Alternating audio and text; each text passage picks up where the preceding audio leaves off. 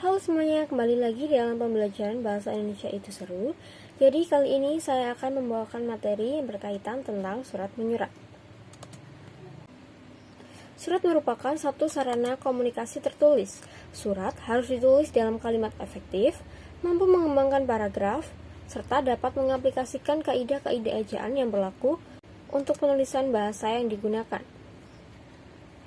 Tujuan dari surat sendiri adalah menyampaikan atau mengemukakan informasi dan keterangan kepada pihak-pihak lain, memperoleh dan mengambil informasi, keterangan, tanggapan, dan balasan yang dikemukakan, dan juga melancarkan jalannya informasi sehingga informasi yang diterima itu jelas dan tidak terjadi salah paham.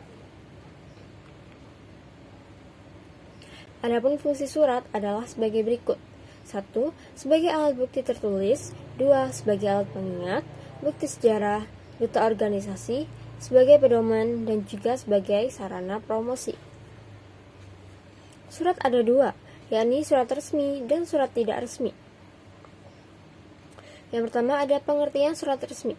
Surat resmi adalah surat yang diterbitkan oleh perorangan, organisasi, atau lembaga tertentu yang bersifat formal sehingga berkepentingan resmi. Surat resmi seperti sifatnya harus ditulis dengan bahasa yang formal dan baku. Fungsi surat resmi. Surat resmi memiliki fungsi utama, yaitu sebagai sarana informasi atau pemberitahuan mengenai hal-hal khusus yang disampaikan oleh satu pihak kepada pihak lainnya. Fungsi surat resmi juga dapat sebagai bukti tertulis dalam bentuk dokumen, di mana isinya harus bisa dipertanggungjawabkan. Dan yang terakhir, surat resmi berfungsi sebagai pedoman kerja dalam melakukan suatu kegiatan yang berisi tentang langkah-langkah kerja untuk keperluan tertentu. Jenis surat resmi. Yang pertama ada surat permohonan, surat keputusan, surat kuasa, surat perintah, surat pengantar, surat edaran, dan juga surat undangan. Struktur penulisan surat resmi. Yang pertama harus ada kop atau kepala surat. Yang kedua, disertakan tanggal surat, nomor surat, lampiran, hal, nama dan alamat penerima, salam pembuka, isi, salam penutup, tanda tangan pengirim surat, dan apabila diperlukan juga harus ada tembusan. Berikut adalah contoh dari surat resmi. Di bagian atas ada kepala surat, ada hal, ada pembuka surat, nomor surat, dan juga penerima surat. Kemudian dilanjutkan dengan isi dari surat.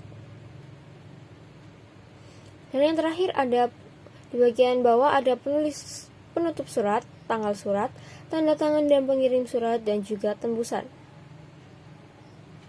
Dan yang kedua adalah surat tidak resmi. Surat tidak resmi umumnya tidak memiliki aturan tertentu.